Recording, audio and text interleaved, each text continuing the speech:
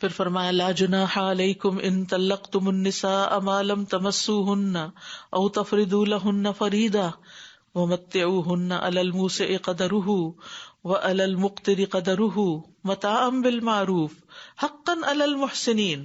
تم پر کچھ گناہ نہیں اگر تم ان عورتوں کو طلاق دے دو جنہیں تم نے ہاتھ نہیں لگایا، یعنی صرف پیپر ورک ہوا، رخصتی نہیں ہوئی، یا یہ کہ دو الگ الگ ملکوں میں کہیں رہ رہے تھے اور صرف فون پر نکاح ہوا، پھر کیا ہوا کہ طلاق ہو گئی، یا جن کے مہر تم نے مقرر نہیں کیے اور تم انہیں مال و متاع دو، وسعت والا اپنی وسعت کے مطابق اور تنگ دست اپنی حیثیت کے مطابق دے، بھلے طریقے سے فائدہ پہنچانا ہے. احسان کا رویہ اختیار کرنے والوں پر ان عورتوں کا یہ حق ہے. یہاں اس آیت میں متع طلاق کی بات کی جا رہی ہے. متع طلاق یعنی اللہ تعالیٰ نے ایسی عورت کو طلاق دینے کا مسئلہ بیان کیا جس کے ساتھ شوہر نے ابھی مباشرت ہی نہیں کی، یا رخصتی نہیں ہوئی، یا مہر مقرر نہیں ہوا. تو اس صورت میں اگر مہر مقرر نہیں ہوا اور پہلے ہی طلاق ہو گئی تو پھر متع طلاق دیا جائے گا، یعنی حسب حال کچھ مال یا کوئی ہدیہ دے گا.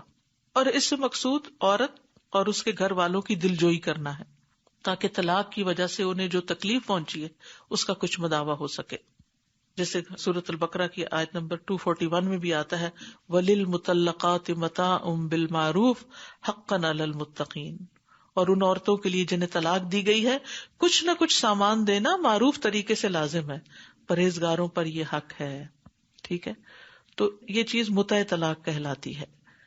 تو مطلقہ کو کچھ دے کر رخصت کرو. سبحان اللہ، کتنا خوبصورت دین ہے.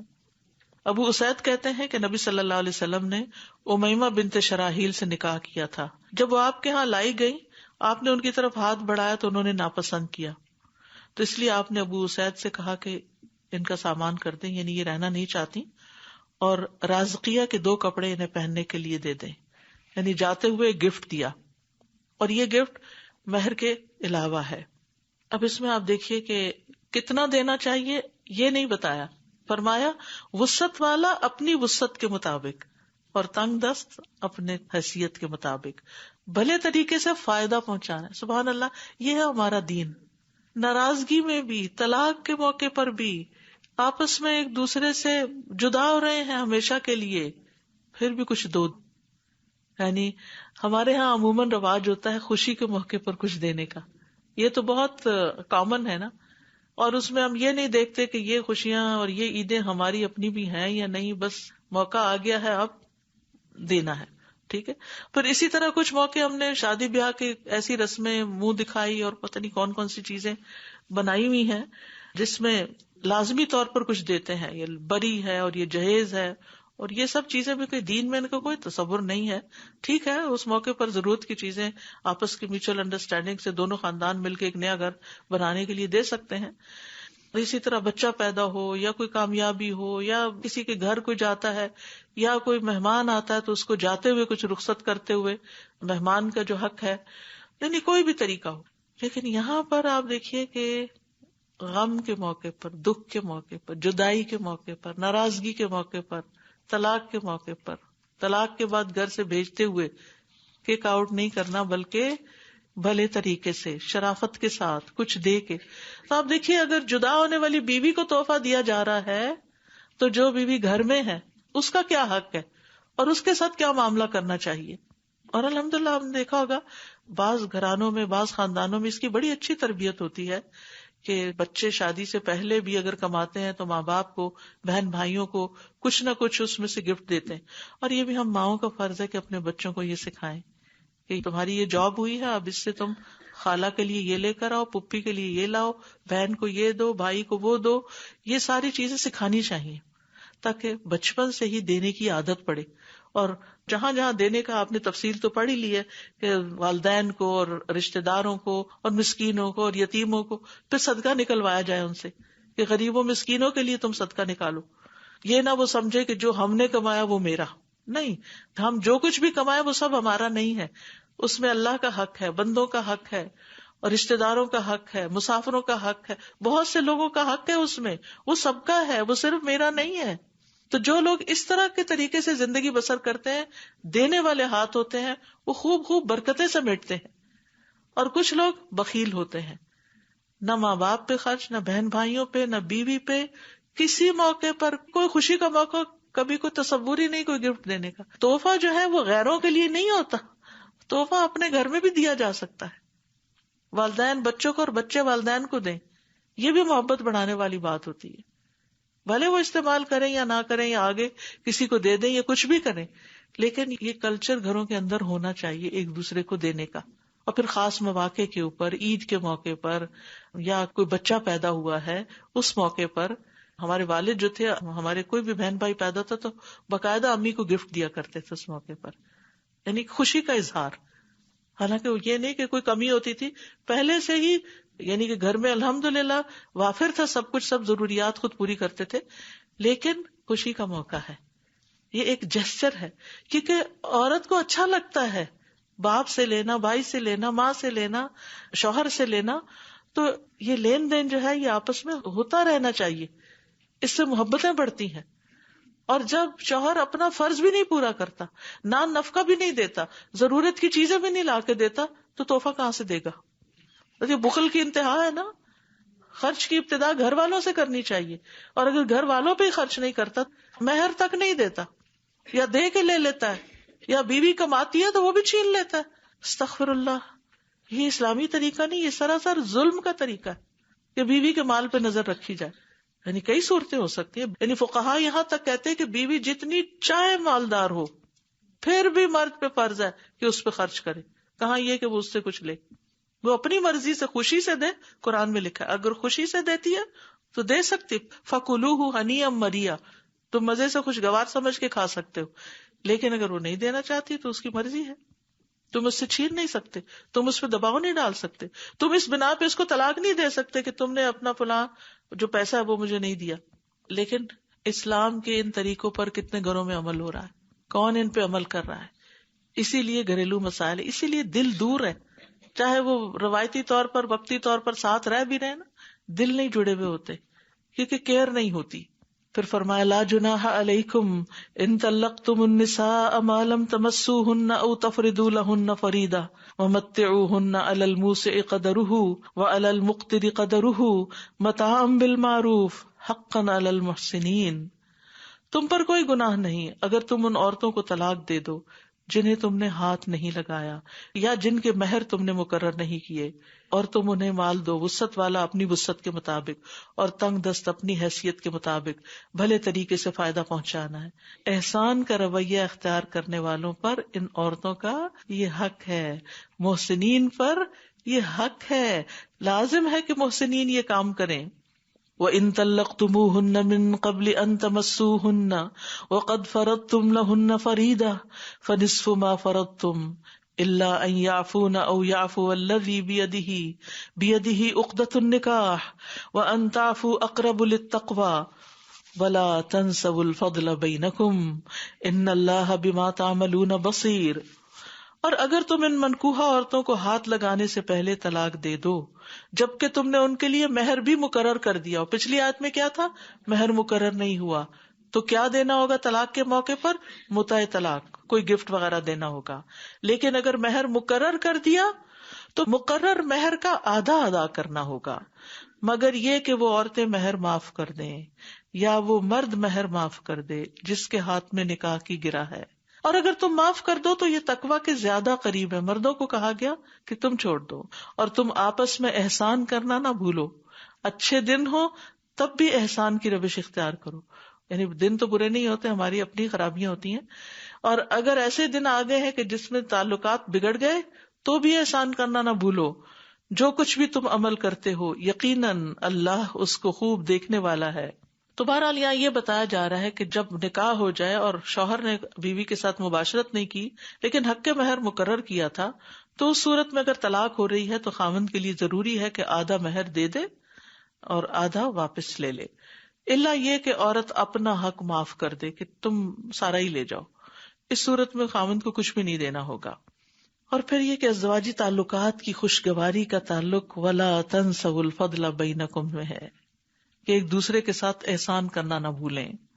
اسما بنت یزید انصاریہ کہتی ہیں کہ ایک مرتبہ نبی صلی اللہ علیہ وسلم میرے پاس سے گزرے. میں اپنی ہم عمر لڑکیوں کے پاس بیٹھی تھی. آپ نے ہمیں سلام کیا اور فرمایا احسان کرنے والوں کی ناشکری سے اپنے آپ کو بچاؤ. میں نے عرض کیا یا رسول اللہ احسان کرنے والوں کی ناشکری سے کیا مراد ہے؟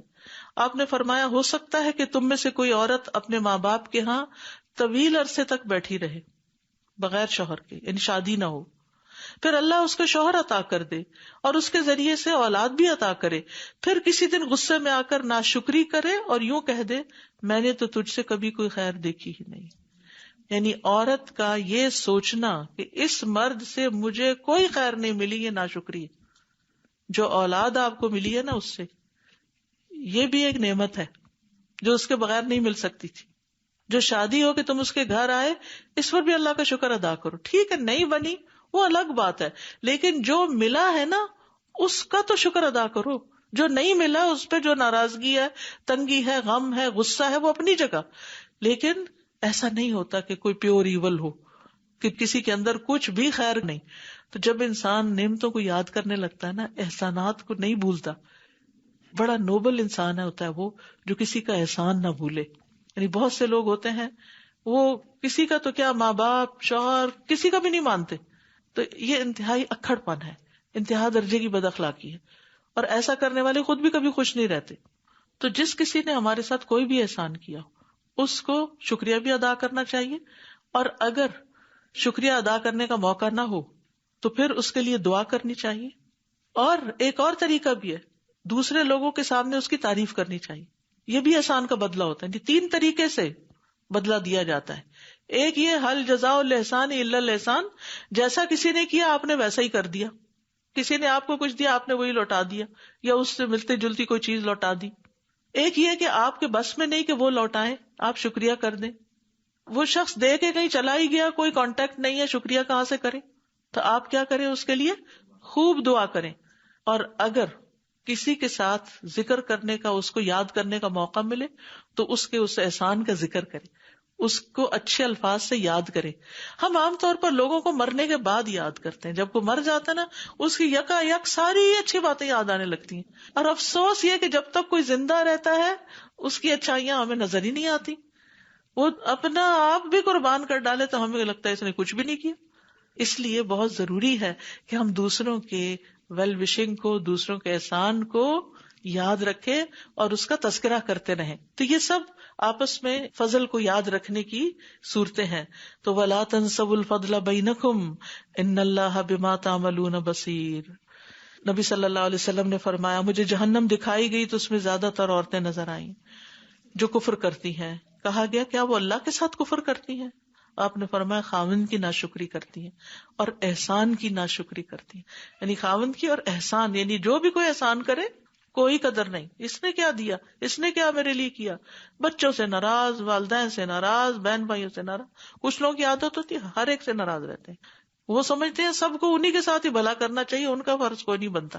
اور جب وہ خود کسی کے ساتھ نہیں کرتے تو کوئی ان کے ساتھ کیا کرے. کئی لوگ ہوتے ہیں نا، آپ ان سے اس لیے ملنے سے ڈرتے ہیں کہ جب آپ ملیں گے آپ کو کچھ تانا تشنیع سننا پڑے گا، تو آپ پھر اوائڈ کرنے لگتے ہیں کہ بہتر ہے کہ اپنے آپ کو خوشی رکھیں، ایسے لوگوں سے نہ ملیں. اس سے پھر وہ اور غصے میں آتے ہیں کہ ہم سے کوئی ملتا نہیں، بہن بھائیوں نے چھوڑ دیا، فلاں نے چھوڑ دیا، ماں باپ بھی اپنے نے وہ بھی چھوڑ گئے، اتنا روتے ہیں. کبھی سوچا کہ کیوں چھوڑ گئے سارے؟ انسان تو انسان کی ضرورت ہے، انسان کو تو ضرورت خود اپنے لیے ہوتی ہے، کسی کو جا کے دیکھے ملے، کسی سے بات کرے. لیکن وہ کیا خرابی ہے تمہارے اندر کہ جس کی وجہ سے سارے ہی بیگانے ہو گئے ہیں؟ تو پھر سب میں تو نہیں نا قصور. اگر کوئی ایک آدھ ایسا ہوتا تو ہم کہتے ہاں بھائی غلطی دوسرے کی ہے، لیکن جب سارے ہی ایسے ہو گئے تو پھر آپ میں بھی تو کوئی غلطی ہوگی.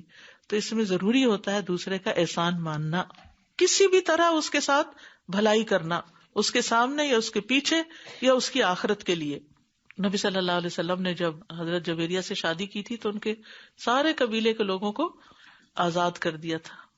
پھر اسی طرح نہ صرف یہ کہ اپنے سے بڑوں، اپنے جیسوں، بلکہ اپنے سے چھوٹوں کا بھی شکریہ ادا کرنا چاہیے. بچے جب آپ کو کوئی کام کر کے دے، جب منا چھوٹا موٹا کوئی کام کرے تو بہت زور سے تھینک یو بولا کریں، جزاک اللہ بولا کریں.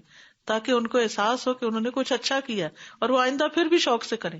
کیونکہ انسان کے اندر ایک فطرت ہے نا اس کی کہ جس چیز کا اس کو صلہ ملتا ہے وہ اس کو خوشی سے کرتا ہے. اسی طرح خادموں کے ساتھ بھی احسان کا رویہ.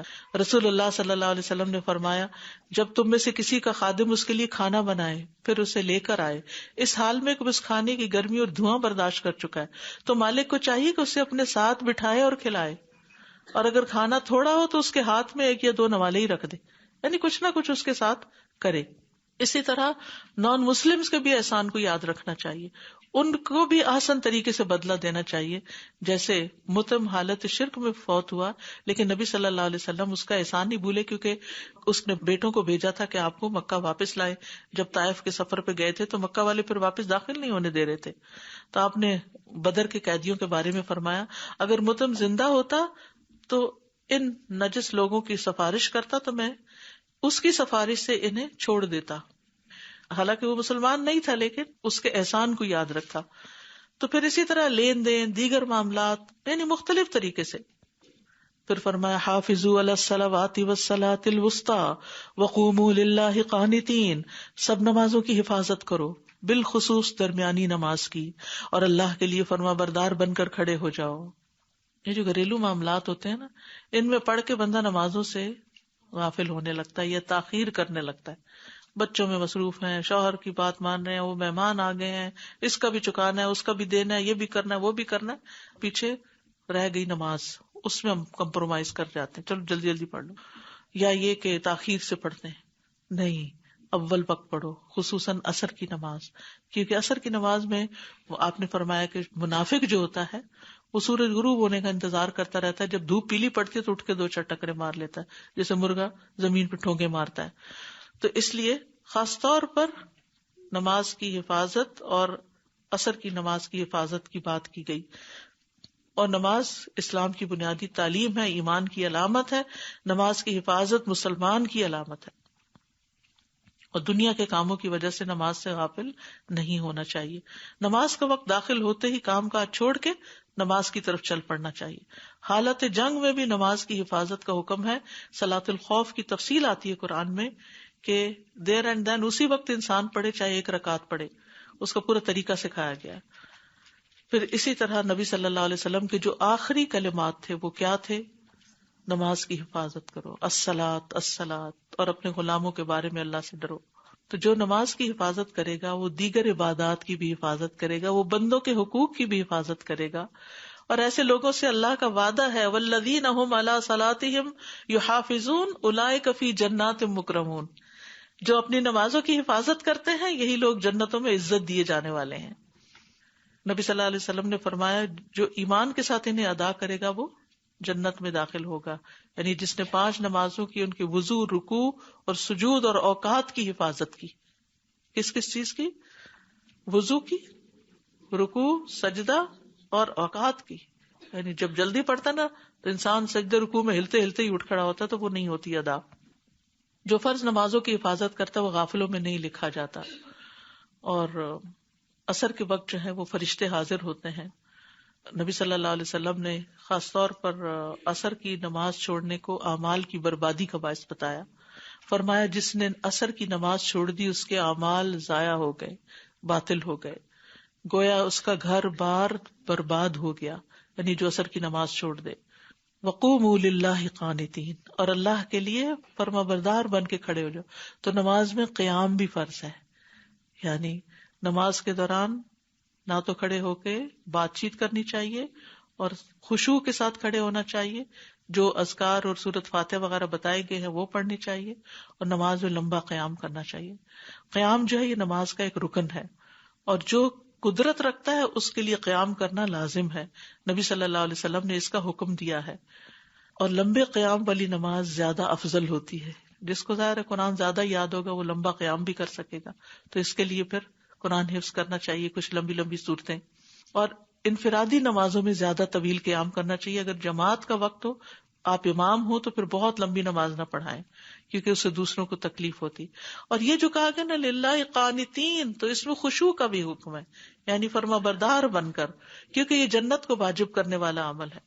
جس لحاظ سے نماز کے اندر حسن اور خوبصورتی ہوگی اسی لحاظ سے اجر و ثواب ہوگا. خشوع نہ کرنے والوں کی مذمت بھی کی گئی ہے. تو اللہ سبحانہ و تعالیٰ ہمیں بہترین نمازوں کی توفیق دے. فَإِنْ خِفْتُمْ فَرِجَالًا أَوْ رُكْبَانًا فَإِذَا أَمِنْتُمْ فَاذْكُرُوا اللَّهَ كَمَا عَلَّمَكُمْ مَا لَمْ تَكُونُوا تَعْلَمُونَ. پھر اگر تمہیں دشمن کا خوف ہو تو پیدل یا سواری بھری نماز پڑھ لو، جس حال میں ہو پڑھ لو. ویسے تو منع ہے پیدل نماز پڑھنا، چلتے چلتے نماز منع ہے، یا گاڑی چلاتے چلاتے یا گاڑی میں بیٹھ کے نماز پڑھنا منع ہے فرض. لیکن اگر خوف ہو تو پھر اس صورت میں اسی حال میں پڑھ لو. پھر جب تم امن میں آ جاؤ تو اللہ کو یاد کرو جیسے اس نے تمہیں سکھایا ہے جو تم نہیں جانتے تھے. تو یاد رکھیے خوف کی حالت میں نماز کی شرائط ساقط ہو جاتی ہیں، نماز کی رکعات کی تعداد بھی کم ہو جاتی ہے. فَإِذَا أَمِنْتُمْ فَاذْكُرُوا اللَّهَ كَمَا عَلَّمَكُمْ مَا لَمْ تَكُونُوا تَعْلَمُونَ. پھر جب تم امن میں ہو تو اللہ کو خوب یاد کرو، یعنی نماز میں اور نماز کے علاوہ اللہ کا ذکر کرتے رہو. کیسے؟ کما علمکم، اس کے سکھائے ہوئے طریقے کے مطابق. من گھڑت طریقے مت نکالو ذکر کرنے کے. کما علمکم ما لم تکونوا تعلمون، جو تم پہلے نہیں جانتے تھے. تو اس سے علم کی فضیلت پتہ چلتی ہے. تو اس میں ایک بات تو یہ ہے کہ نبی صلی اللہ علیہ وسلم کے طریقے پر نماز پڑھنی چاہیے، جیسے آپ نے فرمایا صلو کما رأیتمونی اصلی.